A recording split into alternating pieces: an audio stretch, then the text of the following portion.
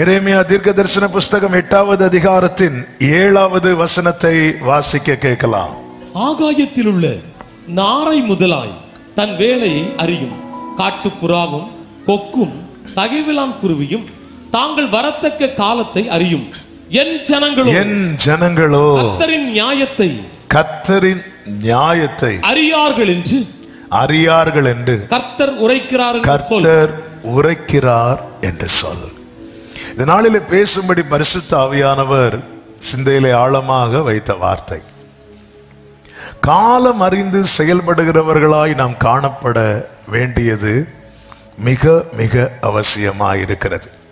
இங்கே கர்த்தர் தீர்க்கதரிசியை கொடுத்து கொண்டு சொல்லுகிறார், ஆகாயத்தில் உள்ள நாரை, காட்டுப்புறா, கொக்கு, தகைவிலான் குருவி,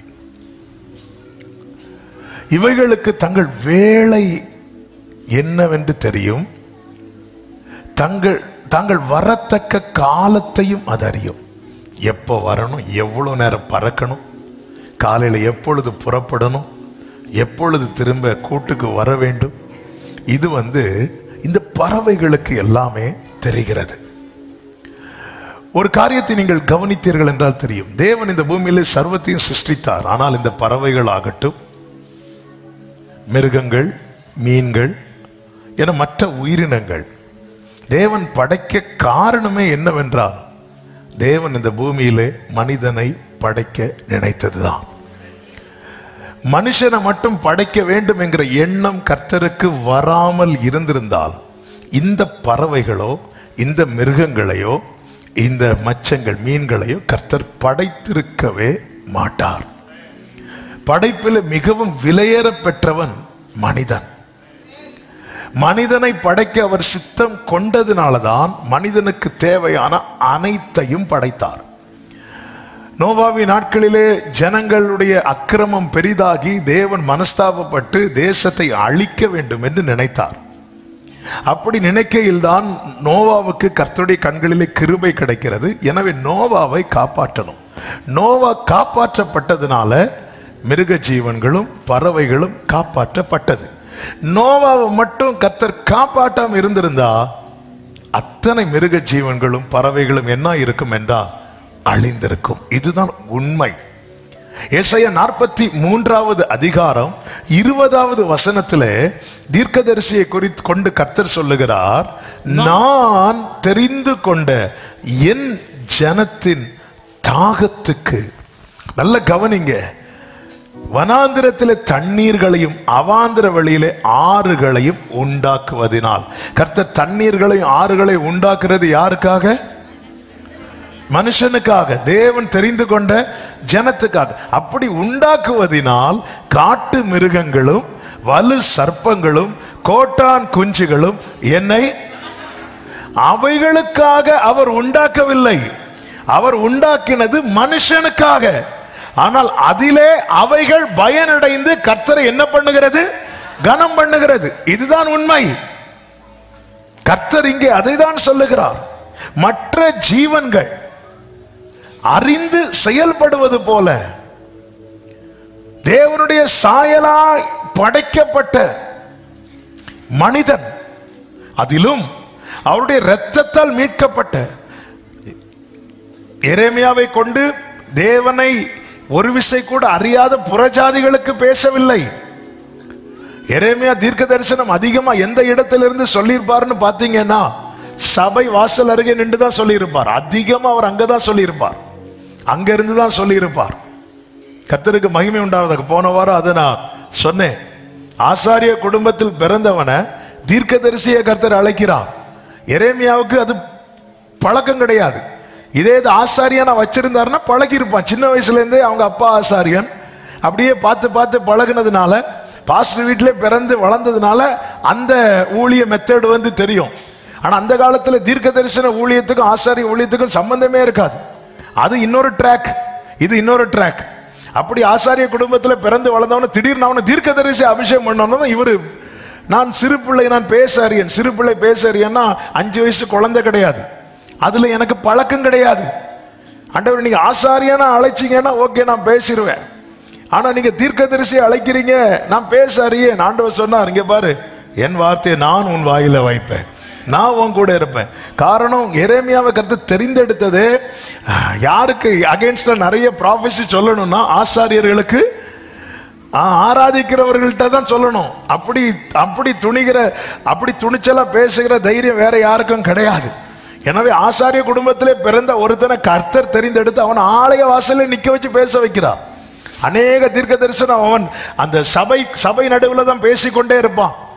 அப்படிதான் கர்த்தர் எரேமியாவை கொண்டு கர்த்தருடைய வேதனையை வெளிப்படுத்துகிறார். நாரை முதலாய் தன் வேளையை அறியும், காட்டுப்புறாவும் கொக்கும் தகைவலான் குருவியும் தாங்கள் வரத்தக்க காலத்தை அறியும். என் ஜனங்களோ கர்த்தரின் நியாயத்தை அறியார்கள் என்று கர்த்தர் உரைக்கிறார். ஏசாயா 1:3 ஏசாயாவை கொண்டு சொல்லுகிறார், மாடு தன் எஜமானையும் கழுதை தன் ஆண்டவனின் முன்னணையும் அறியும். இஸ்ரவேலோ அறிவில்லாமலும் என் ஜனம் உணர்வில்லாமலும் இருக்கிறது என்று சொல்லுகிறார். எதற்காக இந்த வார்த்தைகளை கர்த்தர் பேசுகிறார் என்றால், எரேமியா 8வது அதிகாரம் அதனுடைய 20வது வசனத்தில் இப்படி சொல்லப்பட்டிருக்கிறது, அறுப்பு காலம் சென்றது, கோடை காலமும் முடிந்தது, நாமோ ரட்சிக்கப்படவில்லை. ரட்சிக்கப்பட்டவர்களை பார்த்துதான் இந்த வார்த்தை சொல்லப்படுகிறது. கடைசி காலத்தில் சுவிசேஷம் என்பது வெளியே அல்ல, உள்ளே சொல்லப்படுகிறது. வெளிப்படுத்தின விசேஷத்தில் மனம் திரும்பு என்கிற சத்தம் சபைகளுக்கு ஆவியானவர் சொல்லுகிறார். என்ன மனம் திரும்புதல் என்றால் என்ன? மனம் திரும்புதல் என்றால் என்ன? தேவனை விட்டு நம்மை விலக பண்ணுகிற எல்லா காரியங்களையும் விட்டு தேவனிடத்தில் திரும்புவது. உண்மையான மனம் திரும்புதல் என்பது தேவனிடத்தில் திரும்புவது. எது நம்மை தேவனை விட்டு திருப்பி இருக்கிறதோ அதை விட்டு தேவனிடமாய் திரும்புவது. அந்த காலத்தில் தீர்க்கதரிசிகள் எதற்காக அனுப்பப்பட்டார்கள்? கர்த்தர் மோசேயை அனுப்பும் போதே சொல்லுகிறார், நான் அவனுக்கு பிதாவா இருக்கிறேன், அவன் எனக்கு குமாரனா இருப்பான் என்று. இரத்தத்தினாலே மீட்டு தான் கொண்டு வருகிறார். அப்போ அப்பா பிள்ளை உறவை கர்த்தர் ஆரம்பத்திலே ஏற்படுத்தி தான் இஸ்ரவேலை நடத்தி கொண்டிருந்தார். எனவேதான் கிறிஸ்து வெளிப்படும் வரைக்கும் புத்திர ஸ்வீகாரம் இஸ்ரவேலருக்கு உரியதா இருந்தது. புத்திர ஸ்வீகாரம் அது இஸ்ரவேலருக்கு உரியதா இருந்தது.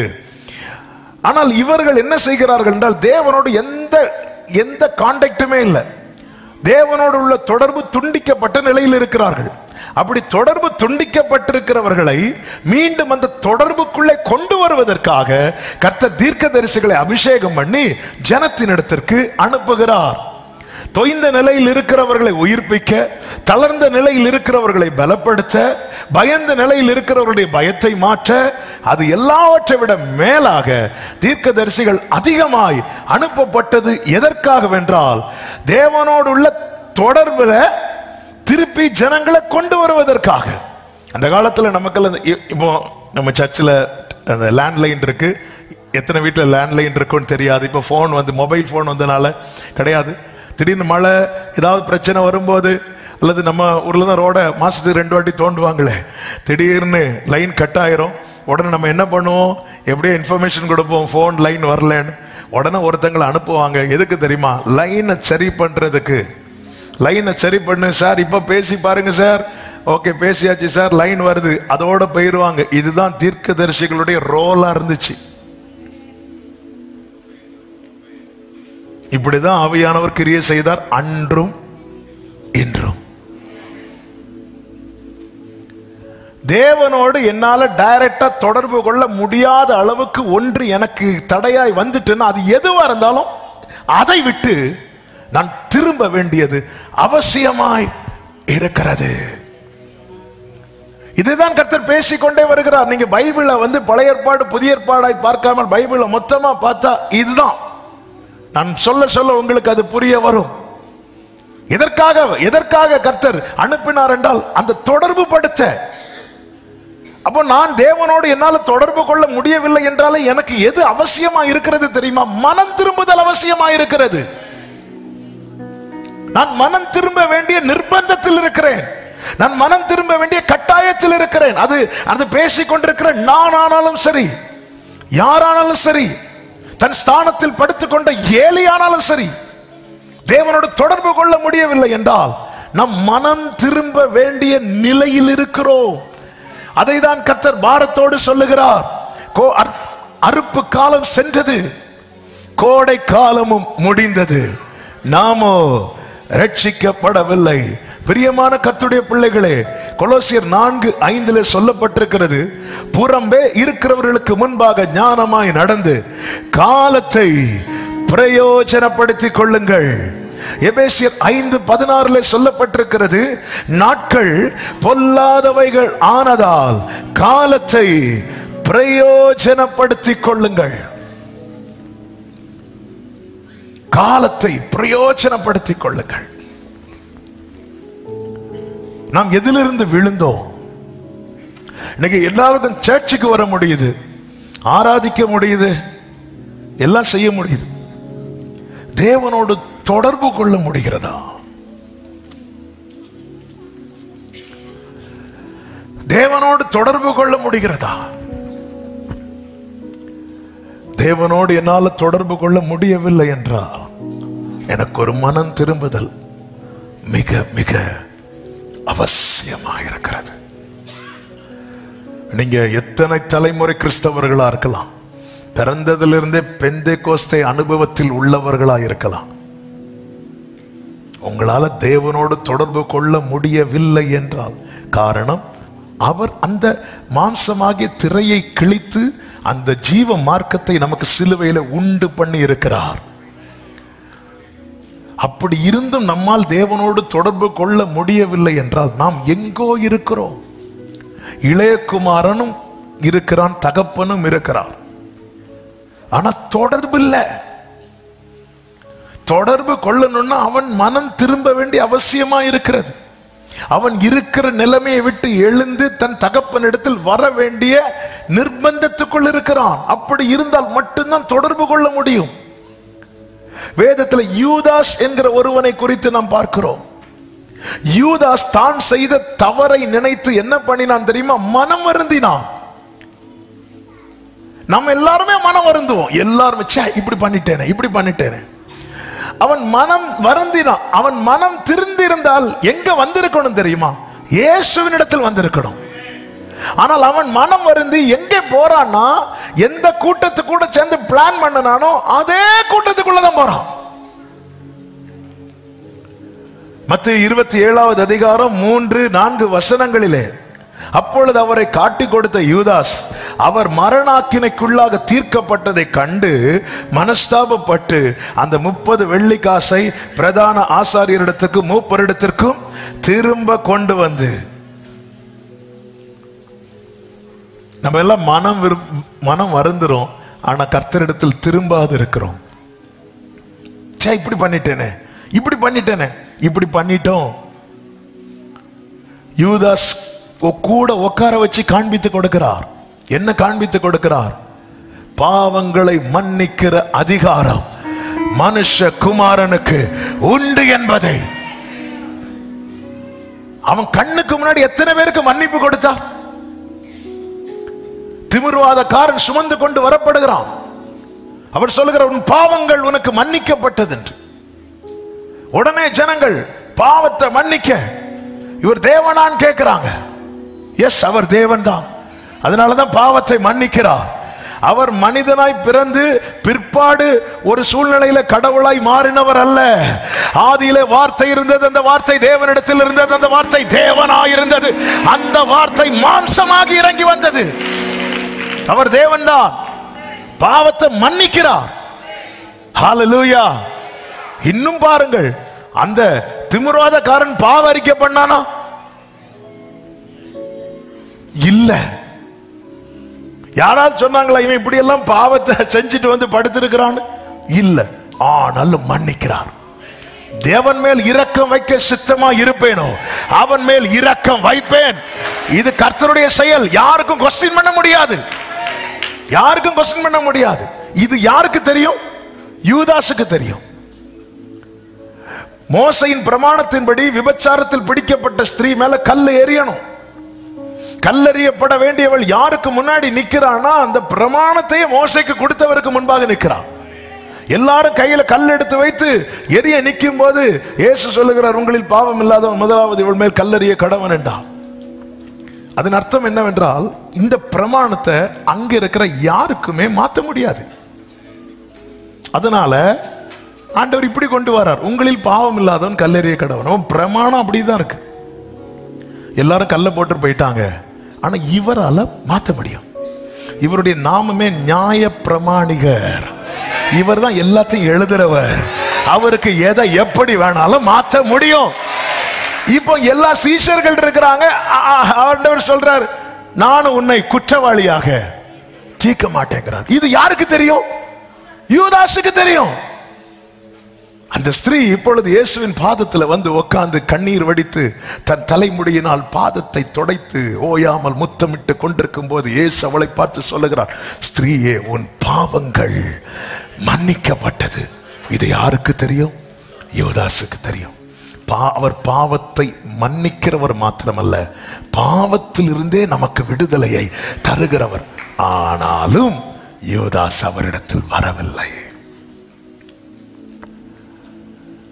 ஒரு மனிதனுக்கு உண்டாகிற மிகப்பெரிய வீழ்ச்சி, வேதத்தில் 3 வீழ்ச்சிகள் சொல்லப்பட்டிருக்கிறது. 3 பெரிய வீழ்ச்சிகள்.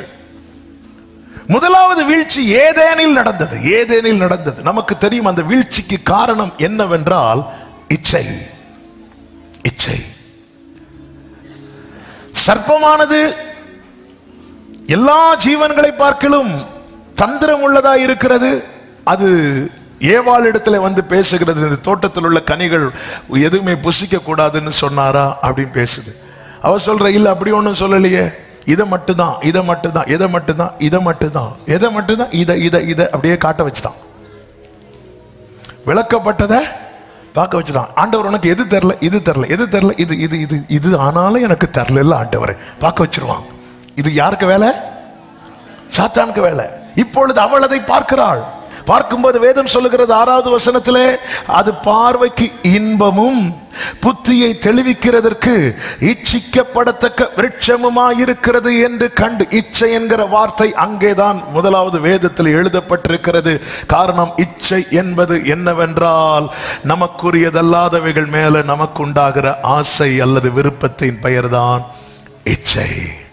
எது நமக்குரியதோ அதன் மேல நாம் வைக்கிற ஆசை இச்சை ஆகாது. நமக்குரியதல்லாதவைகள் மேல நமக்கு ஒரு விருப்பம் வரும் தெரியுமா, அது இச்சை.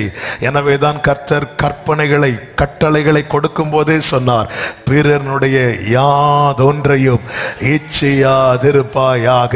காரணம், இந்த இச்சை கற்பந்தரித்து பாவத்தை பிறப்பிக்கும். பாவம் மரணத்தை பிறப்பிக்கும். இந்த இச்சைக்கு பின்னாக இருப்பது யார்? கர்த்தர் வந்து பார்க்கிறார். ஆதாமே, ஆதாமே, நீ எங்கே இருக்கிறாய் என்று கேட்கும் போது, ஆதாம் ஒளித்திருக்கிறது நமக்குதே தெரியுது, கர்த்தருக்கு தெரியாதா? தெரியும். ஆனால் கர்த்தர் எங்கே தேடுவார் தெரியுமா? அவர் அவனை எங்கே வைத்தாரோ அங்கே தேடுவார். எங்கோ கிடந்த மண்ணை எடுத்து கையில எடுத்து தம்முடைய சாயலாய் பார்த்து பார்த்து பார்த்து பார்த்து உருவாக்கி. இன்னும் சொல்ல வேண்டுமானால், நாம கண்ணாடி எதுக்கு வாங்குறோம்? யாரை பார்க்க? நம்மை பார்ப்பதற்காக கண்ணாடி வாங்குறது போல அவர் தம்மை பார்ப்பதற்காக நம்மை படைத்திருக்கிறார். இதுதான் உண்மை. தமது சாயலாக. அப்ப அவரை என்னில் பார்ப்பதற்காக என்னை படைத்திருக்கிறார். அவர் எடுத்தார். அவர் எடுக்கும் போது நீ எந்த இடத்துல இருந்தாலும் வந்து எடுப்பார். அது அவருடைய இரக்கம், அது அவருடைய கிருபை. ஆனா எடுத்த பிறகு அவர் ஒரு இடத்துல கொண்டு வந்து வைக்கிறார். அங்கேதான் தேடுவார் வந்து. ஆதாமே, நீ எங்கே இருக்கிறாய்? அவன் சொல்லுகிறான், நான் நிர்வாணியா இருக்கிறதுனால ஒளித்து கொண்டே இருந்து. ஆண்டவர் கேட்கிறார், உன்னை நிர்வாணி என்று சொன்னது யார்? நான் விலக்கினதை நீ புசித்தாயா அப்படின்னு கேட்கிறார். நான் உனக்கு விலக்கின விருட்சத்தின் கனியை புசித்தாயோ என்று கேட்டார். கேட்டது அவன் என்ன சொல்லுகிறான் தெரியுமா? ஆமென். என்னுடனே இருக்கும்படி தேவரீர் தந்த ஸ்ரீயானவள் எனக்கு ஒண்ணு பார்த்து கெட்டி வச்சிங்களே, அவளால போச்சு அப்படிங்கிறான். 2வது அதிகாரத்தில் என்ன சொல்லுகிறான்? ஏவாளை கொண்டு நிறுத்தும் போது வாழ்விலும் தாழ்விலும். அன்னைக்குள்ள வாழ்விலும் தாழ்விலும் என்ன? இவள் என் எலும்பில் எலும்பும் என் மாம்சத்தில் மாம்சம். அப்போ இனிச்சுது. இப்போ ஆண்டவரே, நான் சும்மா அந்த யானை, கரடி, சிங்கம், புலி பார்த்துட்டு பேர் வச்சு விளையாடிட்டு இருந்தேன். மெடிடேஷன்ல கூட பேர் வச்சுட்டு தான் வந்தோம். இங்க என்னடானா அவன் நீங்க ஒண்ணு. உடனே கர்த்தர் ஸ்திரீயினிடத்தில் திரும்புகிறாள். நீ இந்த கனியை புசித்தாயா அப்படின்னு கேட்கிறாள். நீ இப்படி செய்தது என்ன என்று கேட்கிறாள். உடனே அவள் சொல்லுகிறாள், சர்ப்பம் என்னை வஞ்சித்தது, நான் புசித்தேன்.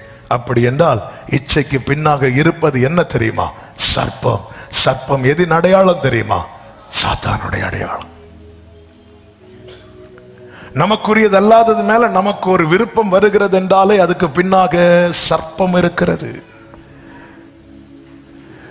ஏன் சர்ப்பம் இப்படி வஞ்சிக்கிறான்? ஏன்னா அவன் விழுந்தவன். விழுந்தவனுக்கு நிக்கிறவனை பார்த்தா பிடிக்காது, தோத்தவனுக்கு ஜெயித்தவனை பார்த்தா பிடிக்காது. அதனாலதான் நம்ம ஸ்கூல் படிக்கும் போதே அல்லது காலேஜ் படிக்கும் போது நம்ம தோத்துட்டோம்னா நமக்கு ஆறுதலே நம்ம கூட இருக்கிறவங்க தோக்கிறது.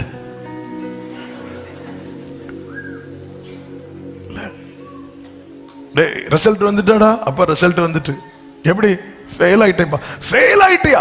எங்க கிளாஸ்ல எல்லாரும் ஃபெயிலுப்பா. அப்போ ஓகே விடு. விழுந்தவனுக்கு நிக்கிறவனை பார்த்தா பிடிக்காது. ஆனா அபிஷேகம் பெற்றவனுடைய பார்வையே வேற. யோவானிடத்துல திரள் ஜனங்கள் வந்தார்கள். ஃபாரின்ல இருந்தெல்லாம் ஆட்கள் வந்தாங்க. இயேசு கிறிஸ்துவும் வந்தார். இதுக்கு மேல என்ன வேணும்? ஒரு மினிஸ்ட்ரி.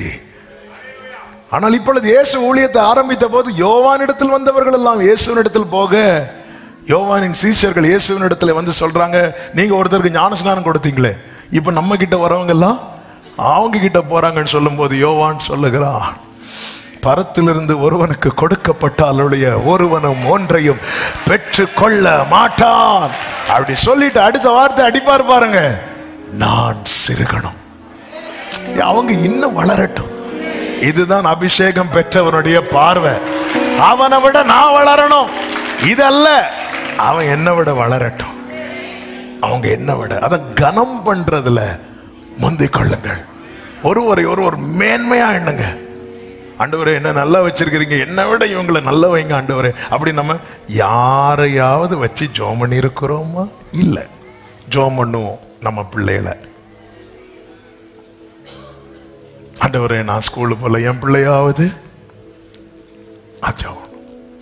ஆனா அபிஷேகம் உள்ளவனுடைய பார்வை ஒரு ஆள் வளரும் போது பெருகட்டும். ஆனா சாத்தானுடைய பார்வை என்ன? நான் விழுந்தேன், இவன் நிக்கிறானா. அவன் விழ வைக்கிறதுக்கு நேர ஏதேனுக்குள்ள வந்தான். ஏதேன்னா சபை வந்தோடனே யாரை பிடிக்கலாம்? அம்மாவை பிடிக்கலாமா? இந்த மாதம் ஜெபத்துல கண்ணே மூட மாட்டேங்குது. பிரைஸ் தி லார்ட் அம்மா, பிரைஸ் தி லார்ட். மனவர செய்தி அப்படியே மாத்துவான். இவங்களும் அற உறக்கம் கேட்கல. கர்த்தர் என்ன சொன்னார்? இதை புசிக்கிற நாளில் நீ சாகவே சாவா என்று சொன்னாரா கட்டளையிட்டாரா? பாத்தீங்களா? இப்படி இருந்தா ஏவாள்லாம் கட்டளையிட்டார். அவர் கட்டளையிட்டார். கட்டளையிட்டார்னா அர்த்தம் என்ன? அதுக்கப்புறம் இதை செய்யக்கூடாது கட்டளையிட்டா, இதை செய்யலாமாங்கிற கொஸ்டினே வரக்கூடாது. அதுதான் கட்டளை. கட்டளையினால அவர் கட்டளையிட நிற்கும். அதை மாற்றவே கூடாது, மாற்ற முடியாது. அதனாலதான் இதை புசிக்கிற நாளில் சாகவே சாவா என்று கட்டளையிட்டார். அந்த கட்டளைய சாத்தான் எப்படி கொண்டு வரனா? சொன்னாரா அப்படிங்கிறான். சொன்னாரு போல இருக்கு. ஏதோ அப்படியே கொண்டு வந்து எப்படி டாக்டரின சிம்பிளாக்குறான் பாத்தீங்களா? இதெல்லாம் என்ன, இதெல்லாம் என்ன, எதை புசிக்கூட இது இது இது அப்படியே பார்க்க வைக்கிறான். இதா நல்லா இருக்கு, இது பார்க்க பார்வைக்கு. அதுவரை அவன் பார்க்கல. ஏன்னா அது கட்டளை. அந்த பக்கமே திரும்ப கூடாது. அது எனக்குரியதல்ல. இன்னைக்கு எனக்குரியது அல்லாதது மேல எனக்கு நாட்டம் வருது, என் பார்வை போகுது, என் சிந்தை போகுதுனாலே. ஆனா இருக்கிறது எங்க? குளோரி இருக்கிறது ஏதேன்ல. ஆனா பின்னாடி இருக்கிறது நான் உங்களை சொல்லல. இச்சை வீழ்ச்சிக்கு பெருங்காரணம் இரண்டாவது வீழ்ச்சி நோவாவின் நாட்களில் நடந்தது.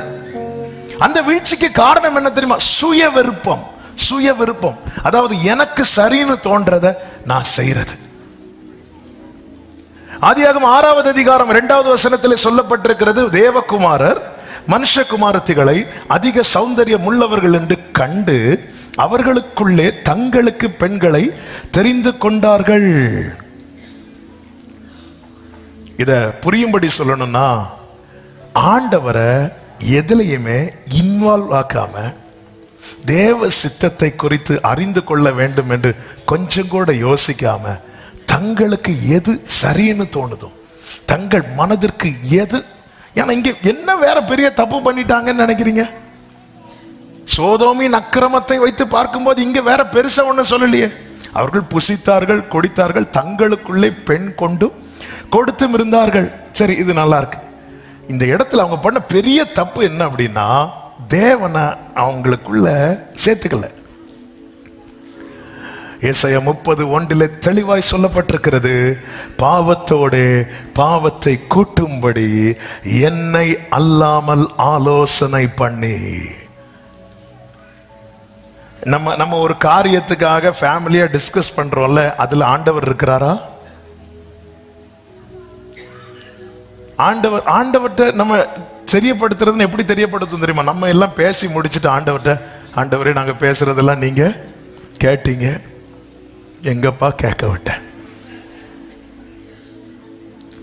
நல்ல கவனிங்க, இன்னைக்கு காலையில் ஆண்டவர் இதை தான் சொல்ல வைத்தார். நம்ம ஒருத்தங்க கிட்ட நமக்கு தோன்றது, நம்ம விரும்புறதெல்லாம் ஷேர் பண்றது தெரியுமா? அப்படி ஆண்டவர்கிட்ட இருந்து டீட்டெயிலாக பேசுறோமா? நம்ம ஆண்டவர் இப்படி தோணுதுப்பா, இதை செய்யலான் இருக்கிறேன்ப்பா, சொல்லி உங்க சித்தம் என்னப்பா, இது ஓகேவாப்பா, இப்படி பேசுறோமா? நமக்குன்னு ஒரு ப்ரேயர், ஒரு 4-5 வார்த்தைகளை வாயில வச்சிருக்கிறோம். பரலோகத்தில் இருக்கிற எங்கள் பிதாவே உம்முடைய நாமம், அதை காணாம படிச்சது போல சின்ன பிள்ளைங்களுக்கு சொல்லிக் கொடுப்பாங்களே, இயேசு தெய்வமே என் தெய்வமே ஏழை பிள்ளை நான் என்னை ரட்சியும், ஆமென். அது கூட தெரியாம இருக்கிறீங்க. கர்த்தர் உங்களை ஆசீர்வதிப்பாராக. இப்படி நமக்குன்னு ஒரு அப்படி வாயத்தர ஜபம்னாலே நமக்கு இப்படி வந்துட்டு போயிடும். சரி, சேர்ந்து ஜெபம் பண்ணும்போது இப்படி இதுக்கு மேல நம்ம பேச முடியாது, ஜெபம் பண்ணி விட்டுரும். பர்சனலா டீட்டெயிலாக ஆண்டவர்கிட்ட ஷேர் பண்றோமா நம்ம காரியத்தை? என்னை ஆண்டவர் பாவத்தோட பாவத்தை கூட்டுற நீ, கர்த்தர் இல்லாமல் நாம எடுக்கிற ஆலோசனை, நம்ம போடுற பிளானே அது பாவத்தோட பாவத்தை கூட்டுறது. இது தேவ சித்தம் தானா? இப்படிதான் ஒருவன் சொல்லுகிறான். பிதாவின் திட்டத்தை உள்வாங்கி இயேசு சீஷர்கள்ட்ட சொல்றாரு, மனுஷகுமாரன் ஒப்பு கொடுக்கப்படுவார், பிடிக்கப்படுவார், அவரை அடிப்பாங்க, சிலுவையில் அறைவாங்க, அவர் மரித்து உயிர்ப்பார். இது அங்க இருந்து வருது. உடனே இங்க இருந்து ஒருத்தன் சொல்றான், யாரு? பேதுரு, இவைகள் உமக்கு சம்பவிக்கவே கூடாது. உடனே இயேசு அவனை திரும்பி பார்த்து என்ன சொல்வார் தெரியுமா? எனக்கு பின்னாக போ. அப்ப ஆண்டவரை இன்வால்வ் ஆக்காம நாம ஒரு காரியத்தை பிளான் பண்றோம்னா அதுக்கு பின்னாடி யார் இருக்கிறான்? நீ தேவனுக்கு ஏற்றவைகளை சிந்தியாமல் மனுஷருக்கு ஏற்றவைகளை சிந்திக்கிறாய். விசுவாசம் என்பது என்ன? காணப்படாதவைகள் நிச்சயம்,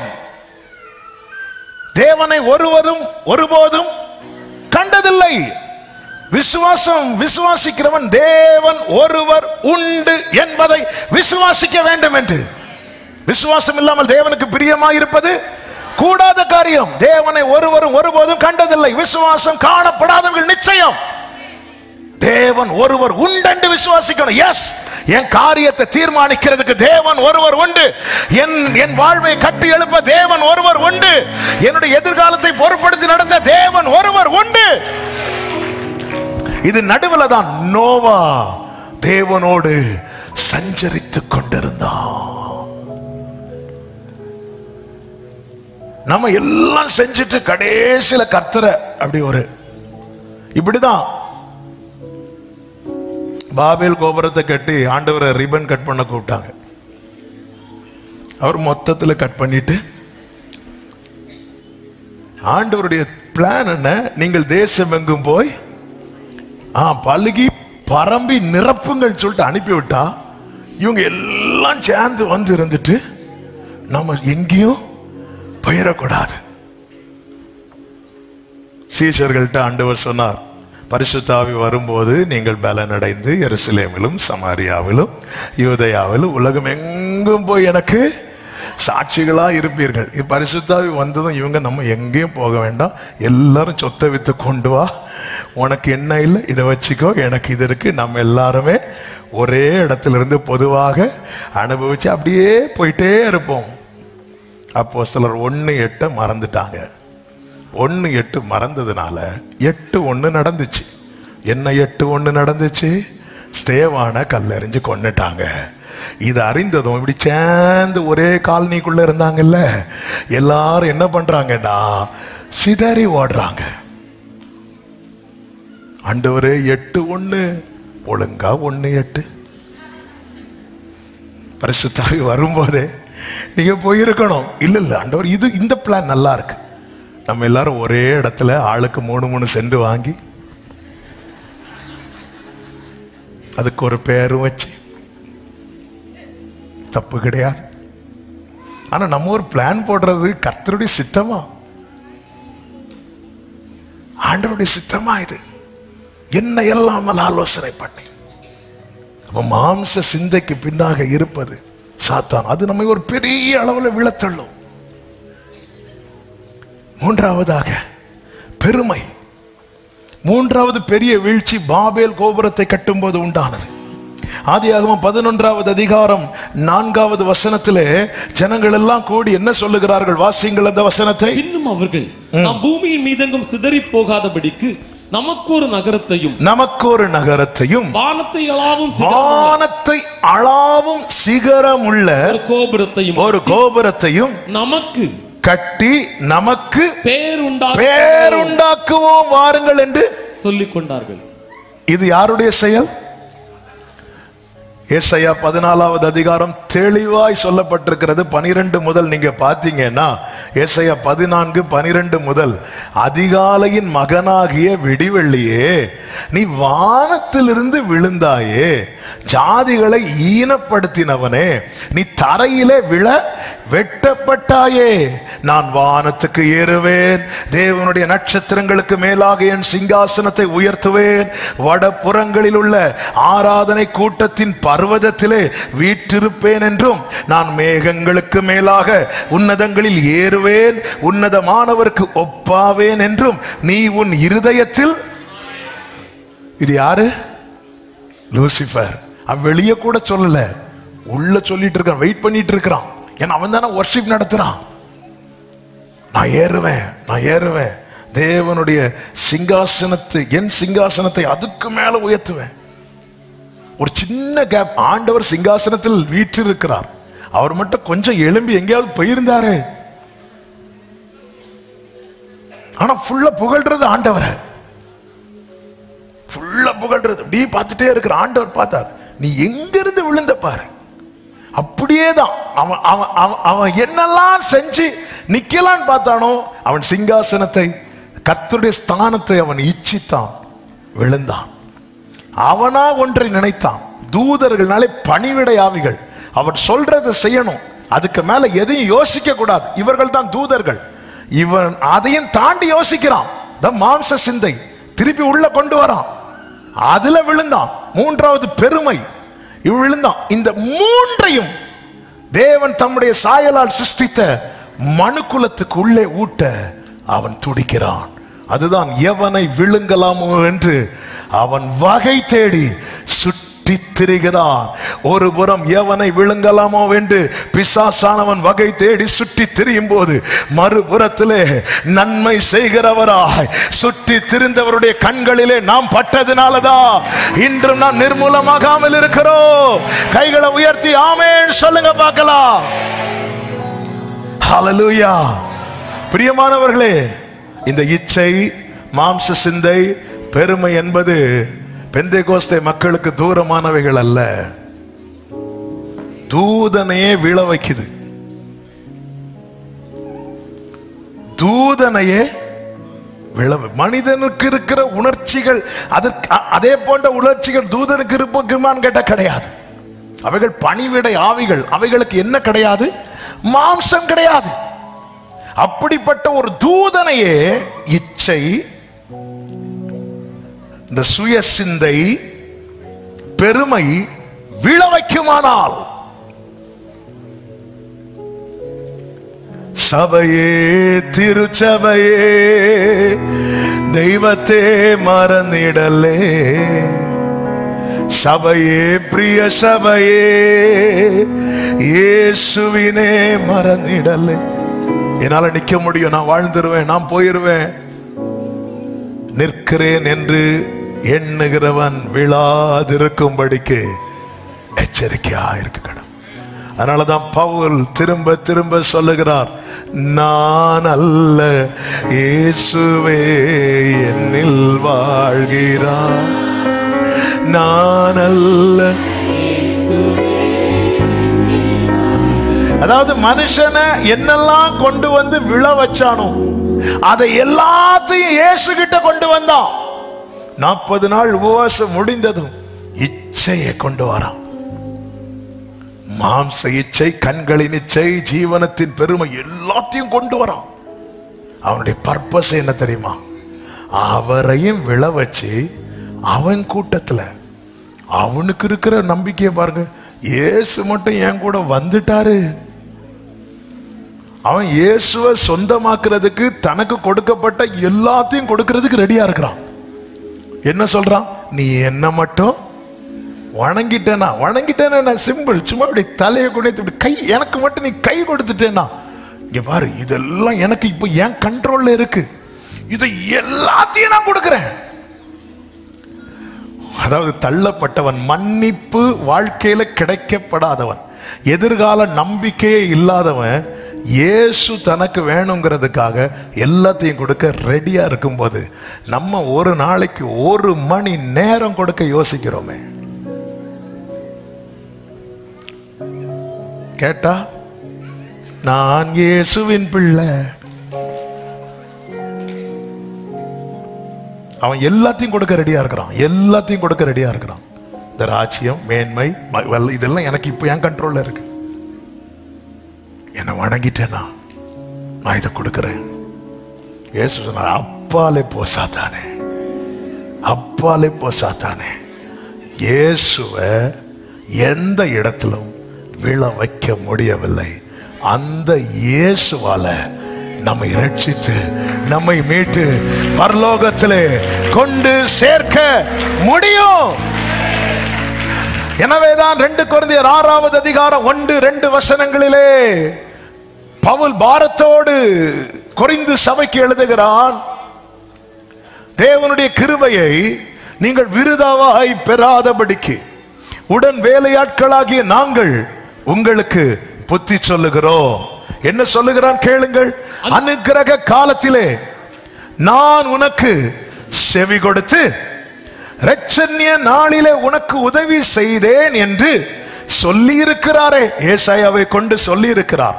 சொல்லிவிட்டு அடுத்து சொல்றார் பாருங்க, இதோ இப்பொழுதே அனுக்கிரக காலம், இப்பொழுதே இரட்சண்ய நாள். இந்த காலத்தை நீ பயன்படுத்தவில்லை என்றால், இந்த காலத்தில் நீ திரும்பவில்லை என்றால், இந்த காலத்தில் நீ ரட்சிக்கப்படவில்லை என்றால், இந்த காலத்தில் அந்த உறவுக்குள் வரவில்லை என்றால், உறவு இருக்கிறது, ஐக்கியம் இல்லை. கிறிஸ்துவுடனே கூட ஐக்கியமா இருப்பதற்கு உங்களை அழைத்த தேவன் உண்மை உள்ளவர் என்று 1 கொரிந்தியர் 1:9 என்று நினைக்கிறேன், அதில் சொல்லப்பட்டிருக்கிறது. கிறிஸ்துவுடனே கூட ஐக்கியமா இருக்கிறதற்கு எஸ், உங்களை அழைத்த தேவன் உண்மையுள்ளவர். இந்த காலம் அதுதான் தேவனுடைய வேதனை. அறுப்பு காலம் சென்றது, கோடை காலமும் முடிந்தது, நாமோ ரட்சிக்கப்படவில்லை. மத்தேயு 18வது அதிகாரம் 11 முதல் பார்க்கும்போது தேவன் தம்மை குறித்து சொல்லுகிறார். வாசியுங்கள். மனுஷகுமாரன் கெட்டு போனதை ரட்சிக்க வந்தார். யாரை ரட்சிக்க வந்தார்? கெட்டு போனது, தேவனை விட்டு தூரம் போனது என்று சொல்லிவிட்டு அடுத்து சொல்லுகிறார், கேளுங்கள். உங்களுக்கு எப்படி தோன்றுகிறது? ஒரு மனுஷனுக்கு 100 ஆடுகள் இருக்க அவைகளில் ஒன்று சிதறி போனால் அவன் மற்ற 99 ஆடுகளையும் மலைகளில் விட்டு போய் சிதறி போனதை தேடாமல் இருப்பானோ? எங்க 100ல 1 போச்சு, உங்களுக்கு எப்படி தோன்றுகிறது? மற்ற 99 ஆடுகளையும் மலையில் விட்டு போய்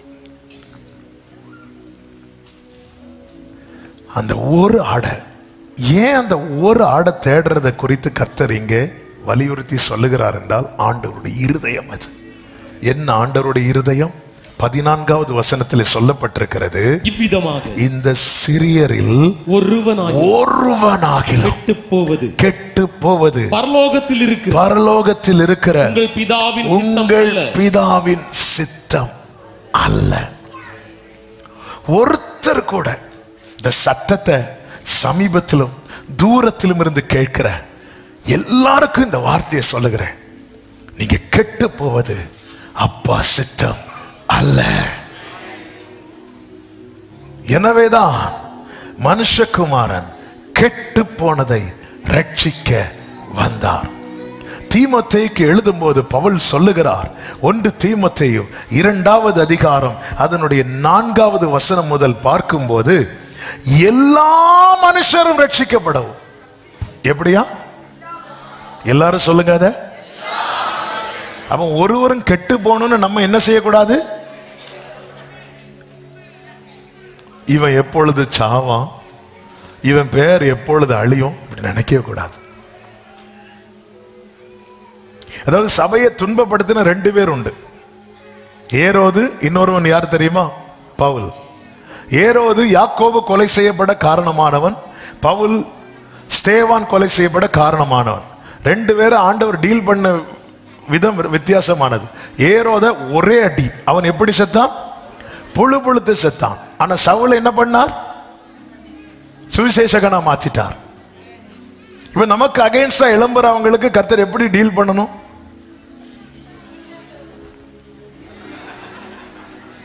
ஆண்டவரே, ஒரு அடியாவது மனசு விரும்பமா விரும்பாதா?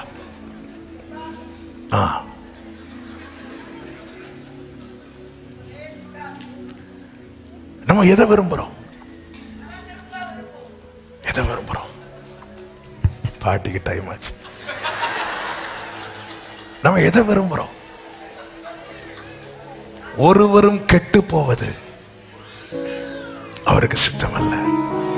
ஒருவரும் கெட்டு போவது. அதனால மனசுல யாராவது இவங்க விழணும், இவங்க நல்லா இருக்க கூடாது அப்படி நினைக்கிறோனாலே சாயல குலைச்சிட்டோம். சாயல குலைச்சிட்டோம். ஒருவரும் கெட்டு போவது தேவனுக்கு சித்தம் இல்லை. ஒருத்தங்க மேல பகை, கசப் சிலர் இருக்கிறாங்க, அவங்களுக்கு கொடுக்கப்பட்ட கிருபை வரங்களை வச்சு மிரட்டுறது. கிருபை வரங்களை வச்சு மிரட்டுறவங்க இருக்கிறாங்க. அவங்க கிட்ட எல்லாம் ரொம்ப டிஸ்டன்ஸ் கீப் பண்ணுங்க. நாங்கெல்லாம் ஜெபம் பண்ணா தெரியுமா? பரிசேயன் ஒருவனுக்கு ஒரு கிஃப்ட் இருந்துச்சு, வாரத்துக்கு 2 நாள் உபவாசிக்கிறது. அதெல்லாம் ஆண்டவருடைய கிருபை எல்லாம் முடியாது. அவன் ஆலயத்தில் வந்து சொன்ன, நான் வாரத்துக்கு 2 தடவை உபவாசிக்கிறேன், அந்த ஆயக்காரன மாதிரி கிடையாண்டார்.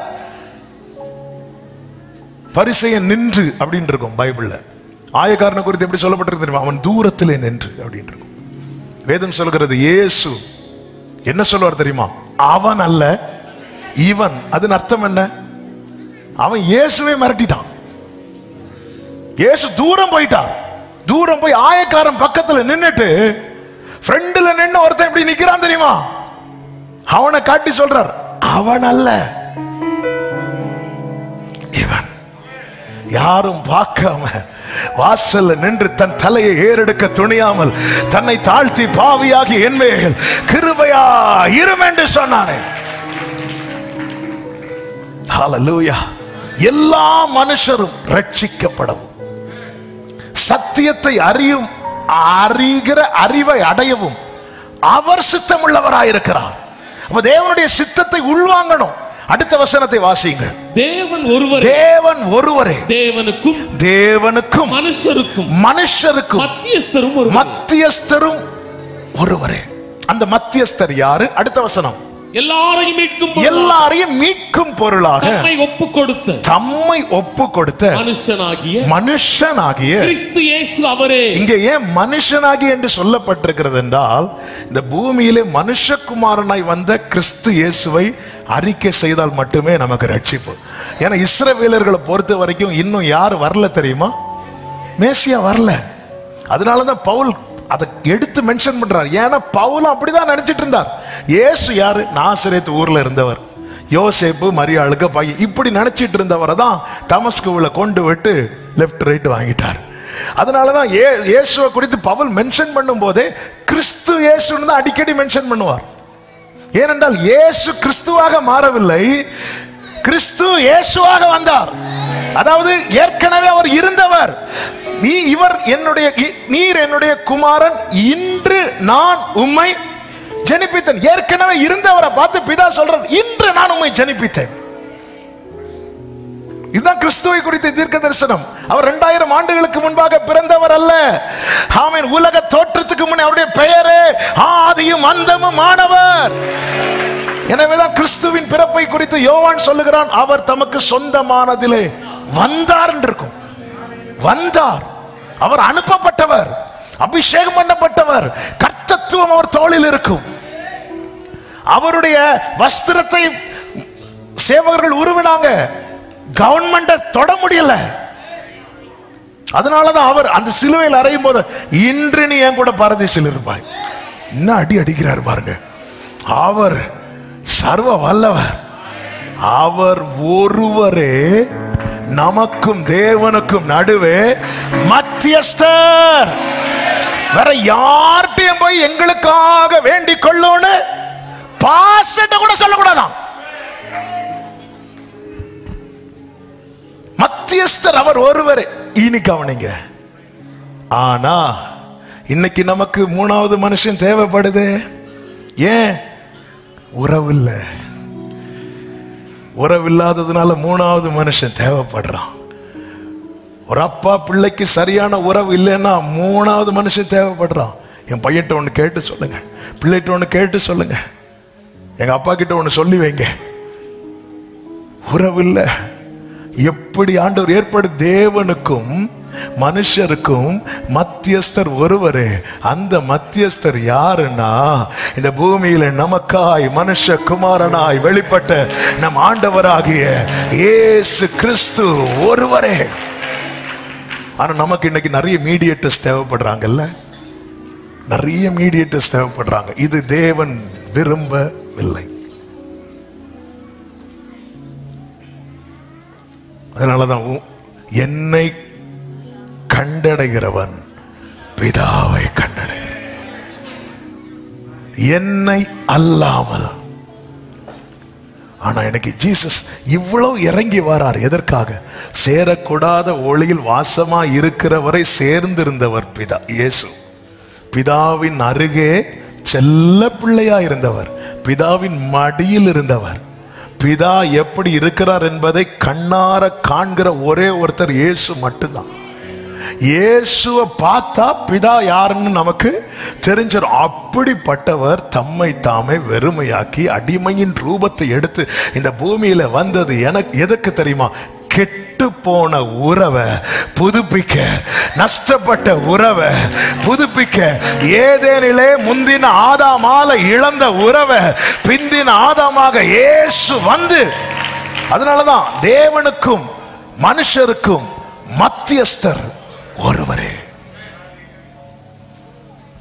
இன்னைக்கு ஃப்ரீயா போக முடியுதா? சேரக்கூடாத ஒளியில் வாசம் பண்ணுகிறவரை இயேசுவை சேருகிறவர்களால சேர முடியும். இயேசு கொண்டு போய் நிறுத்துவார். இதோ நானும் கர்த்தர் எனக்கு கொடுத்த என் பிள்ளைகளும். எனவேதான் எபிரேயர் 2 சொல்லப்பட்டிருக்கிறது, அவர் தேவதூதருக்கு உதவியாய் கை கொடாமல். என்ன தேவதூதருக்கு உதவியாய் கை கொடாமல்? லூசிபர் அவன் கூட்டத்தாரெல்லாம் வெட்டுண்டு விழுந்தார்களே, விழுந்தவர்களை அவர் தூக்க கை கொடுக்கவில்லை. ஏன்னா அவர்களுக்கு இந்த அறியாமைன்னு ஒண்ணு கிடையாது. அவங்களுக்கு எல்லாமே தெரியும், தெரிஞ்சு துணிந்தார்கள். ஆனா மனுஷன் தெரியல, அறியாமை. பேதை நெடுக போய் தண்டிக்கப்படுகிறான், நெடுக போய் தண்டிக்க. அவனுக்கு தெரியல சாவுன்னா என்னன்னு இதுவரை பார்த்தது கிடையாது. அவன் கண் திறந்து பார்த்ததே அவரை தான் பார்க்கிறான். ஏதேனை சிருஷ்டித்து தமது சாயலாக உருவாக்கி, அதுவும் ஆதாம குழந்தையா கூட உருவாக்கல. வளர்ச்சி ஒண்ணும் பூணு ஊதினால் கண்ணை திறந்து அவரை பார்க்கிறான். அவன் முதல்ல பார்த்ததே அவரை தான். அவரை பார்க்கிறான். வேற ஒண்ணுமே தெரியாது. இதை புசிக்கிறதுனால நீ சாகவே சாவுன்னு என்னன்னு தெரியுமா? பாவம் என்னன்னு தெரியுமா? நிர்வாணம் என்னன்னு தெரியுமா? ஒண்ணுமே தெரியாது. அவன் நெடுக போய் தண்டிக்கப்பட்டான். கர்த்தர் அப்படி தூதனை விட்டது மாதிரி இவனை விட மனசுல. ஏனென்றால் தூதன் அவருடைய சாயலில் படைக்கப்படவில்லை, மனிதனை அவர் தம்முடைய சாயலிலே படைத்தார். இன்னும் சொல்லணும்னா, என் ஆண்டவருக்கு சாத்தான்ட்ட தோக்குறது பிடிக்கவே பிடிக்காது. ஆனா யாக்கோபிட்ட தோத்தார். நீ தேவனோடு மனுஷரோடு போராடி. அப்பாக்கு நான் ஜாஃபியாவும் அப்படி கை ஸ்ட்ரென்த் பார்ப்போம். அவ ஜெயிச்சிருவா என்ன? புரிஞ்சல? ஆமே. எனக்கு ரொம்ப நாளா அந்த வசனம் புரியல. ஒரு நாள் டாடி வாங்கன்னா 2 ரெடி பார்த்துட்டே இருக்கிறோம். அவ ஜெயிச்சிட்டான். அதுக்கப்புறம் தான் ஆண்டவர் இந்த வசனத்தை காட்டி தந்தார். இப்ப தெரியுதா யாக்கோபு எப்படி ஜெயித்தான்? யாக்கோபை அவர் ஜெயித்ததை விட அவர் யாக்கோபிட்ட தோத்தது அவருக்கு அவ்வளவு பிடிச்சிருக்கு. நீ தேவனோடும் மனுஷரோடும் போராடி மேற்கொண்ட. ஆனா சாத்தான்ட்ட தோக்கவே மாட்டார். எனவேதான் சர்ப்பமாக மனுஷனை வஞ்சித்தான். அவர் மனுஷகுமாரனா சர்ப்பத்தின் தலையை நசுக்கினார்.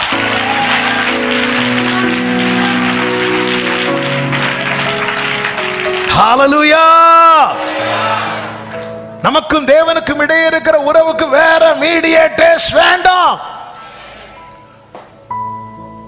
மரியாள்கிட்ட போய் கம்ப்ளைண்ட் சொல்றாங்க, ரசம் இல்ல. மரியாள் இயேசு கிட்ட போறாங்க, திராட்சை ரசம் இல்ல அப்படின்னு. இயேசு சொன்ன, ஸ்திரீயே எனக்கு உனக்கு என்ன அப்படின்ட்டாங்க. அதாவது ஒரு ரசத்துக்கு கூட வேறொரு மீடியேட்டரை கர்த்தர் ஏற்படுத்தவில்லை. ரசத்துக்கே ஏற்படுத்தலைன்னா ரட்சிப்புக்கு எப்படி ஏற்படுத்துவார்? பிரேயர் சப்போர்ட் நமக்கு தேவை. நீதிமான்களுடைய ஊக்கமான வேண்டுதல் மிகுந்த சபையாய் கூடி ஜெபிக்கிறதெல்லாம் பைபிள் அங்கீகரித்து. பட் மீடியேட்டர்ஸ், ஒரே ஒரு மத்தியஸ்தர். அப்போ அந்த ஒரே ஒரு மத்தியஸ்தர் நம்முடைய வாழ்க்கையில தொடர்றதுக்கு நமக்கு என்ன தேவை அப்படின்னா, அந்த ரிலேஷன்ஷிப் தேவை, ஃபெலோஷிப் தேவை. எனக்கு ஜெபம் பண்ண முடியல. ஏன் ஜெபம் பண்ண முடியல? ஹஸ்பண்ட் அண்ட் ஒய்ஃபுக்கு பேச முடியாத ஒரு சிச்சுவேஷன் வருது, பேச முடியல. அதுக்கு காரணம் என்ன? கரெக்ட் தான். சொல்லுங்க, என்ன புதுசா ஃபுல்லா 24 மணிக்கு பேசுறது மாதிரியே பார்த்துட்டு இருக்கிறீங்க? அங்க ஏதோ பிரச்சனை, 2 பேருக்கு ஏதோ பிரச்சனை. எனக்கு ஜெபம் பண்ண முடியலன்னா எனக்கு ஆண்டவர் கடையில் ஏதோ ஒரு பிரச்சனை. உடனே நான் மீடியேட்டர்ஸ் தேடுறேன். அப்படி தேடாதீங்க. அது தேவன் அப்படி ஏற்படுத்தவில்லை. தேவன் ஏற்படுத்தவில்லை. ஆமென். ஊழியர்கள் எல்லாம் கர்த்தர் ஏற்படுத்துறது, நான் ஏற்கனவே சொன்னது போல, இந்த லைனை கிளியர் பண்றதுக்கு. அவ்வளவுதான். லைன் கிளியர் ஆச்சா? ஓகே, பேசிக்கோங்க. நான் சொல்றது எத்தனை பேருக்கு புரியுது? ஹல்லேலூயா. முந்திதான் பிராகாரம், பரிசுத்த ஸ்தலம், மகா பரிசுத்த ஸ்தலம் இருந்து, இப்போ அவர் அழைச்சு கொண்டு வந்ததே மகா பரிசுத்த ஸ்தலத்துக்குள்ளதான். அப்பா பிதாவே என்று அழைக்கத்தக்க புத்திர ஸ்வீகாரம். புத்திரனுக்குள்ளிருந்த ஆவி, குமாரனுக்குள்ளிருந்த ஆவி. இயேசு மட்டுமே பிதாவை அப்பா என்று அழைத்துக் கொண்டிருக்க அதே ஆவியை எப்படி அன்று மோசே மேல் இருந்த ஆவி 70 பேர் மேல் ஊற்றப்பட்டதோ இறங்கினதோ, அது போல இயேசுவின் மேல் இருந்த ஆவியானவர் பெந்தேகோஸ்தே நாளிலே மேல் வீட்டறையில் ஊற்றப்பட்டது போல சபைகளில் ஊற்றப்பட்டு இன்னைக்கு ஒரு கூட்டம் ஜனங்கள் அவரை அப்பா பிதாவை என்று அழைக்கிறார். நமக்குள்ள ஒரே ஒரு மீடியேட்டர் தான், ஜீசஸ் கிரைஸ்ட். உறவு ஸ்ட்ராங்கா இருந்தா இன்னொரு நபர் தேவையில்லை. இந்த உறவுக்கு நீ திரும்பி வா. இதைதான் கர்த்தர் அழைக்கிறார்.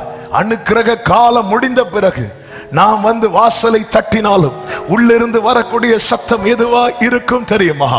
அக்கிரம செய்கைக்காரரே, என்னை விட்டு அகன்று போங்க, நான் உங்களை அறியேன். கர்த்தர் எல்லா இடத்துக்கும் போய் நன்மை செய்கிறவராய் சுற்றி தெரிந்தார். மத்தேயு 11வது அதிகாரம் 20வது வசனத்தில், அப்பொழுது தமது பலத்த செய்கைகளில் அதிகமானவைகளை செய்ய கண்ட பட்டணங்கள் மனம் திரும்பாமற் போனபடியினால் அவைகளை அவர் கடிந்து கொள்ள தொடங்கினார். மனம் திரும்புதல் ரொம்ப முக்கியம். அற்புதத்தை கண்டு அப்படி சொல்றதெல்லாம் ஆண்டவர் எதிர்பார்க்கிறது. ஆண்டவரே, நான் என்ன செய்ய சித்தமா இருக்கிறீர் என்று அர்ப்பணிப்பதை தான் கர்த்தர் எதிர்பார்க்கிறார். ஆண்டவருடைய செர்மன் கேட்டதும் அந்த ஊர் ஜனங்க, இந்த ஞானம் எங்கிருந்து வந்தது, என்ன பிரசங்கம். ஆண்டவர் பார்த்தார், இங்க ஒன்னும் செய்யக்கூடாது. பேதுரு, எலும்பு, ஆண்டவரே சாப்பாடு, ஓடு, வா எலும்பு, நம்ம போவோம் அடுத்த பட்டணத்துக்கு போவோம். எல்லாரையும் கூட்டிட்டு போறார். இந்த செர்மன் கேட்டு, வா, இதெல்லாம் ஆண்டவருக்கு வேண்டாம். ஆண்டவர் ரட்சிக்கப்பட நாங்க என்ன செய்யணும்?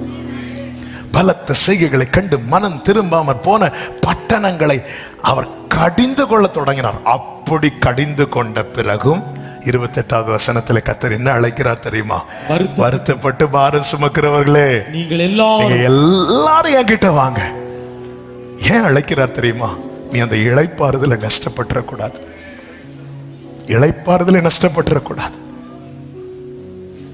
கர்த்தர் எவனிடத்தில் அன்பு கூர்ந்து யாரை சேர்த்து கொள்ள சித்தமா இருக்கிறாரோ, எபிரேயர் 12:7, 6:12, அவனை கடிந்து கொண்டு சிட்சிக்கிறார். அப்போ அதனாலதான் இங்க கடிந்து கொண்டு விட்டு அடுத்து அழைக்கிறார். வருத்தப்பட்டு பாரம் சுமக்கிறவர்களே எல்லாரும் வா. ஆண்டவரே, என்ன கொஞ்சம் முன்னாடி தான் கடிந்து கொண்டீங்க, வா, நான் உன்னை இழக்க விரும்பல. அந்த இளைப்பாறுதலை நீ மிஸ் பண்ணிடக்கூடாது. எனவேதான் எபிரேயர் 4வது அதிகாரத்தின் 1வது வசனத்தில் இப்படி சொல்லப்பட்டிருக்கிறது, வாசியுங்கள். ஆனபடியினாலே அவருடைய இளைப்பாறுதலில் பிரவேசிப்பதற்கு ஏதுவான வாக்குத்தத்தம் நமக்கு உண்டாயிருக்க உங்களில் ஒருவனும் அதை அடையாமல் பின்வாங்கி போனவனாக காணப்படாதபடிக்கு பயந்திருக்க கடவுள். பின்வாங்கிடக்கூடாது, அந்த உறவை விட்டுறக்கூடாது. காரணம் வேதம் தெளிவாய் சொல்லுகிறது. ஏசாயா 26:3, உம்மை உறுதியாய் பற்றி கொண்ட மனதை உடையவன் உம்மையே நம்பி இருக்கிறபடியால் நீர் அவனை பூரண சமாதானத்துடன். இன்னைக்கு என் அப்பா கிட்ட பேசுறதுக்கு எனக்கு இன்னொருத்தருடைய உதவி தேவைப்படுதுங்கிற நிலைமை இருக்குன்னா கர்த்தர் சொல்லுகிற, நீ மனம் திரும்பு, நீ மனம் திரும்பு. எரேமியா 15வது அதிகாரத்தில் கர்த்தர் சொல்லுகிறார், 15வது அதிகாரம் 19வது வசனம், இது நிமித்தம் நீ திரும்பினால் நான் உன்னை திரும்ப சீர்படுத்துவேன். என் முகத்துக்கு முன்பாக நிலைத்தும் இருப்பாய். நீ தீழ்ப்பானது நின்று விலையேற பெற்றதை பிரித்தெடுத்தால் என் வாய் போல் இருப்பாய். என் வாய் போல் இருப்பாய்னா என்ன அர்த்தம்? நான் பேசுவேன் உனக்குள்ள இருந்து. உறவு ரொம்ப ஸ்ட்ராங் ஆயிரும். உறவு ரொம்ப ஸ்ட்ராங் ஆயிரும். இன்னைக்கு நீ ஏன் வார்த்தையை கேட்கறதுக்கு எங்கெல்லாம் ஓடிட்டு இருக்கிற? வசனம் கேட்க கூடாத பஞ்ச காலம் வரும். இன்னைக்கு கனெக்ட் ஆக முடியலையே வேர்டு கூட. உறவுல கனெக்ட் ஆனாதான் வேர்டு கனெக்ட் ஆகும். நீங்கள் என்னிலும் என் வார்த்தை உங்களிலும். இதுதான் நீ தீழ்ப்பானது என்று விலையேறப்பட்டது பிரித்தெடுத்த என் வாய் போல இருப்பாய். அவன் நீ வாய் திறக்கும் போதெல்லாம் வார்த்தை தான் வரும். நான் பேசுவேன், என் வார்த்தையை உன் வாயிலே அருளி என் கரத்தின் நிழலினாலே. பிரியமான கர்த்தருடைய பிள்ளைகளே, நம் நிலை எப்படிப்பட்டதா இருக்கிறது? அறுப்பு காலம் சென்றது, கோடை காலமும் முடிந்தது. என் ஜனமோ நாமோ ரட்சிக்கப்படவில்லை. எரேமியாவை கொண்டு கர்த்தர் வேதனையோடு சொல்லுகிறார். 27வது 13வது அதிகாரம் 27வது வசனத்திலே, நீ சுத்திகரிக்கப்பட மாட்டாயா? இது இன்னும் எத்தனை காலத்துக்கு பின் நடக்கும்? இது இன்னும் எத்தனை காலத்துக்கு பின்? இது அனுக்கிரக காலம், இது இரட்சணிய நாள். கர்த்தர் வரும்போது சுத்திகரிக்கப்பட்டவனாய், அவரை எதிர்நோக்கி காத்துக் கொண்டிருக்கிறவனை கர்த்தர் அழைத்து கொண்டு செல்வார். வெளிப்படுத்தின விசேஷம் 21வது அதிகாரம் அதனுடைய 10, 24, 27 வசனங்களை நாம் வாசிக்க கேட்கலாம், செபிக்க போகிறோம். வெளிப்படுத்தின விசேஷம் 21வது அதிகாரம் 10வது வசனம், 24வது வசனம், 27வது வசனம். பெரிதும் உயரமுமான ஒரு பர்வதத்தின் மேல் என்னை ஆவியில் கொண்டு போய் தேவனுடைய மகிமையை அடைந்த எருசலேமாகிய பரிசுத்த நகரம் பரலோகத்தை விட்டு தேவனிடத்திலிருந்து இறங்கி வருகிறதை, அது எப்படிப்பட்டது என்று கீழே சொல்லப்பட்டிருக்கிறது. 24வது வசனத்திலே, ரட்சிக்கப்படுகிற ஜனங்கள் ஆட்டுக்குட்டியானவரின் வெளிச்சத்திலே நடப்பார்கள். 27வது வசனம், தீட்டுள்ளதும் அருவருப்பையும் பொய்யையும் நடப்பிக்கிறதுமாகிய ஒன்றும் அதில் பிரவேசிப்பது இல்லை. ஆட்டுக்குட்டியானவரின் ஜீவ புஸ்தகத்தில் எழுதப்பட்டவர்கள் மாத்திரம் அதில் பிரவேசிப்பார்கள். தீட்டுள்ளதும் அருவருப்பையும் பொய்யையும் நடப்பிக்கிறதுமாகிய ஒன்றும் அதில் பிரவேசிப்பதில்லை. இன்னும் நம்மில் தீட்டு, அருவருப்பு, பொய் தங்கி இருக்குமானால், இது நிமித்தம் நீ திரும்பினால் நான் உன்னை திரும்ப சீர்படுத்துவேன். அந்த பரம எருசலேம் இறங்கி வரும்போது, அந்த டைம்ல சுத்திகரிக்கப்பட்டவன், ஆட்டுக்குட்டியானவருடைய கல்யாணம் வந்தது. அவருடைய மனைவி தன்னை ஆயத்தப்படுத்தினாள். ரெடியா இருக்கிறா. தீட்டுள்ளது, ஆண்டவரே அவ்வளோ எனக்கு கிருபை செஞ்சீங்களே, அவ்வளோ அன்பு வச்சிங்களே, இதுக்குள்ளே தீட்டுள்ளவர்களுக்கு இடம் இல்லை. அதன் அடையாளம் தான் இளைய குமாரன் திரும்பி வந்தபோது தகப்பன் வீட்டிலிருந்து இறங்கி வந்து அவனை கட்டி அணைத்து முத்தமிட்டு அவனுடைய அழுக்கு வஸ்திரத்தை மாற்றிவிட்டு சுத்தமான வஸ்திரத்தை கொடுத்த பிறகு அவனை வீட்டுக்குள்ளே அழைத்து கொண்டு செல்லுகிறார்.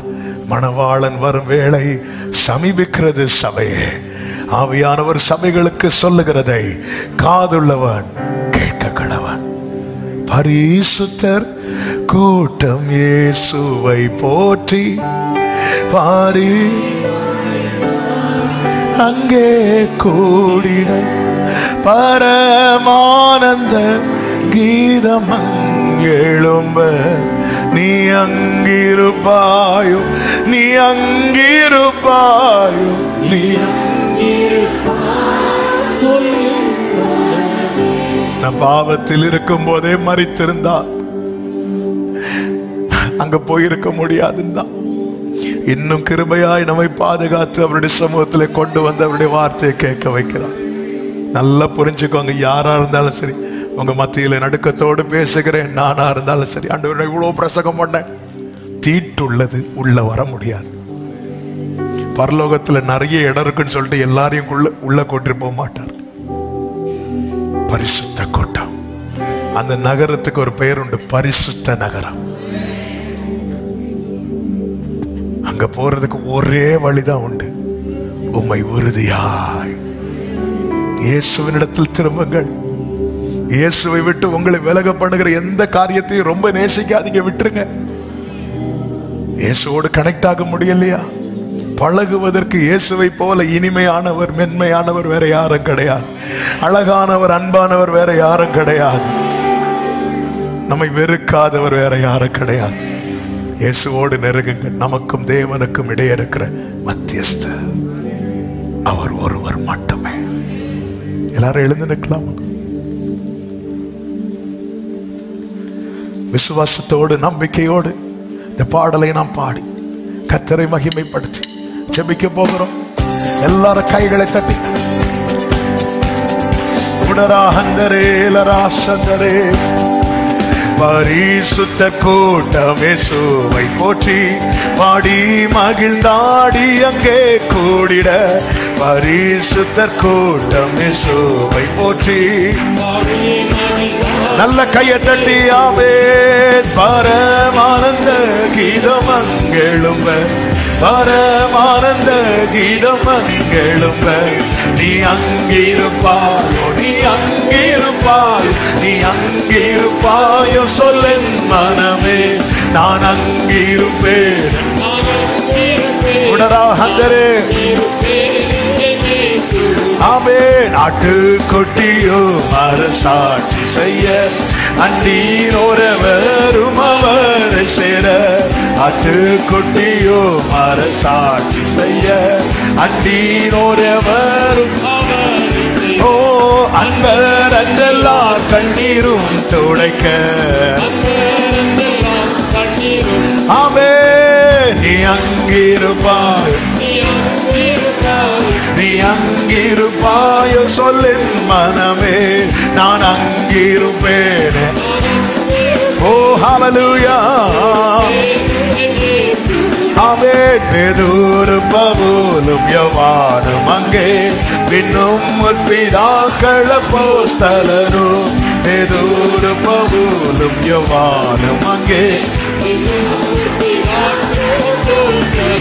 அவன் இரத்த சாட்சிகளும் திரளாய் கூட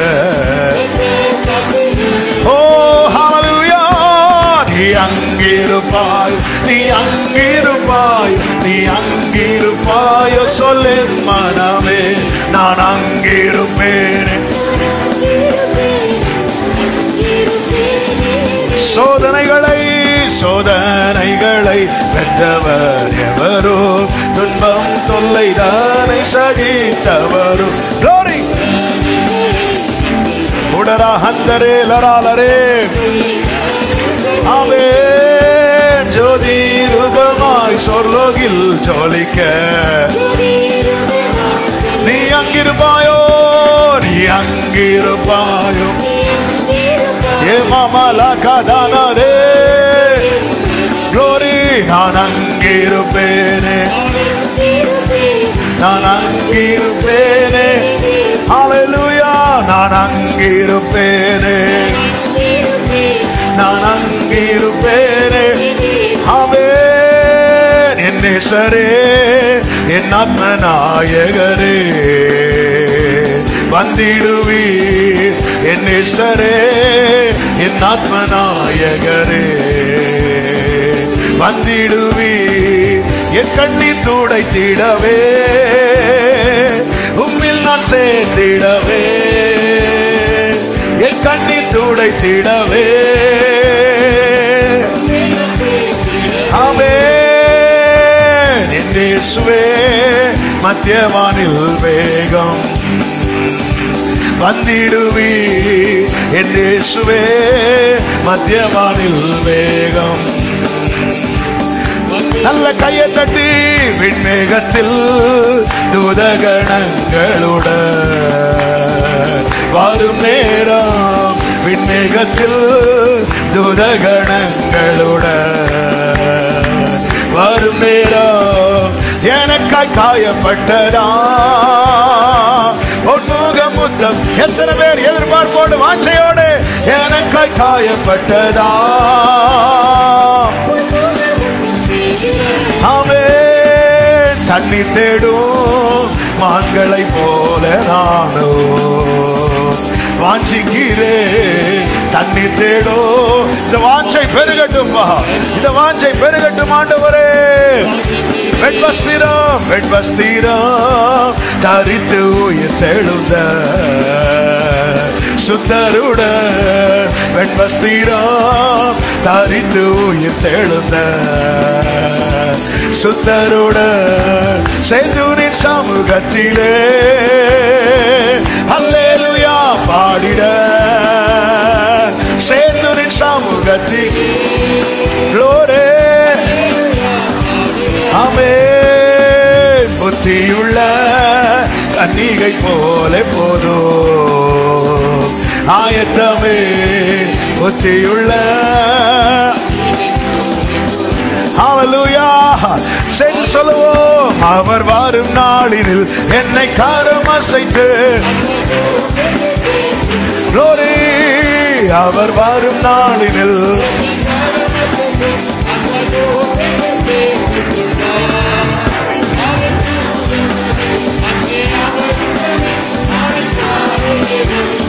ஆமென். அவர் சமூகமதில் ஆமென். பரமானந்தமே. Glory, glory. Jesus. ஓ ரமா செந்தனலரியா தனரே. ஆமென். இந்த பாதலத்தில் எந்த உள்ளத்தில் சொந்தமானா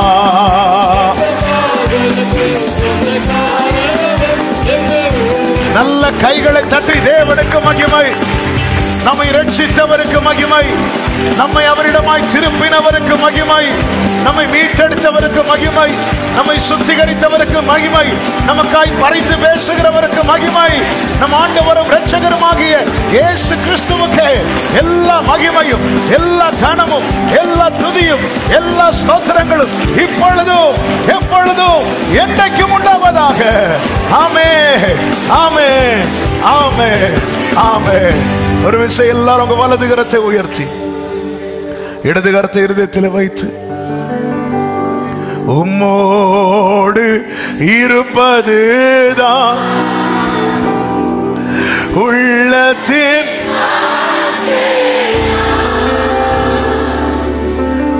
சித்தம்.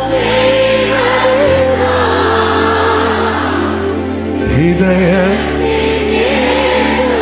ஆண்டவரே, எங்களை எப்பவுமே உங்க கூடவே வச்சுக்கோங்க.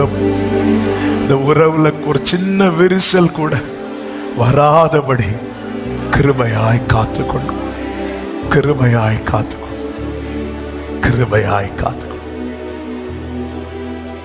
ஒவ்வொருவரையும் ஒருவர் கூட கெட்டு போவது நமக்கு சித்தமில்லை. ஒருவர் கூட கெட்டு கிருபையாய் காத்துக்கொண்டு. பரிசுத்த பிதாவே, நல்ல தகப்பனே, உம்முடைய மிகுந்த கிருபைகளுக்காக, இரக்கங்களுக்காக ஸ்தோத்திரம். ஆண்டவரே, எல்லாவற்றையும் அனுகூலமாக்கி உங்க சமூகத்துல கூடி வர வைத்து ஆராதிக்க வைத்த தயவுக்காய் நன்றி. எங்களோடு இடைப்பட்டு பேசினீர், ஸ்தோத்திரம். இந்த ஆதி அன்புக்கு நாங்க திரும்பணும். தீழ்ப்பானது ரெண்டு விளையேறப்பட்டதை பிரித்தெடுக்கணும். அந்த உறவுல நிக்கணும். கிருபை தாரும். சிறு பிள்ளைகள் துவங்கி முதியோர் வரைக்கும் ஒவ்வொருவரையும் கர்த்தர் கிருபையாய் சந்தித்து திருப்பு. தன் கால் போன போக்கில் பயணித்த பவுலை தமஸ்குவுக்கு போகிற வழியிலே சந்தித்து உம்மிடமாய் திருப்பினீரே, எங்களை உம்மிடமாய் திருப்பும். அந்த மெய்யான மனம் திரும்புதல் எங்களுக்கு உண்டாக கிருபை தாரும். உம்மை உறுதியாய் பற்றி கொண்டு உம்மையே நம்பி இருக்க கிருபை தாரும். ஒவ்வொருவரை ஆட்கொள்ளும். தேவ சமாதானம் கிருபை சூழ்ந்து கொள்ளட்டும். எல்லா தீங்குக்கும் பொல்லாப்புக்கும் ஆண்டவரே, சத்துருவின் எல்லா மறைவான சூழ்ச்சிகள், கண்ணிகள், எதிரான ஆயுதங்களுக்கு விலக்கி மறைத்து காத்துக்கொள்ளும். தேவைகளை சந்தி குறைவில்லாமல் நடத்தும். ஒவ்வொரு குடும்பத்திலும் மகிழ்ச்சியின் சத்தம், ரட்சிப்பின் கம்பீர சத்தம் கேட்பதாக. ஆண்டவரே, கர்த்தருடைய வலதுகரம் உயர்ந்திருப்பதாக. மகிமை உமக்கு, இயேசு கிறிஸ்துவின் நாமத்தில் பிதாவே.